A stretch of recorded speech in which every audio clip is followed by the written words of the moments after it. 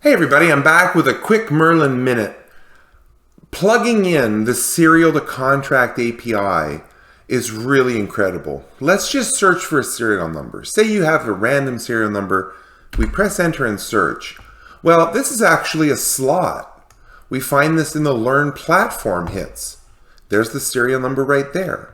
Well, it's actually not covered by contract because we've gone and done the lookup against the API.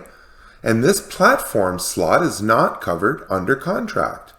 It also shows up in our show inventory command, along with the slow platform, as a supervisor module. Well, that's not good to have a supervisor module not under contract.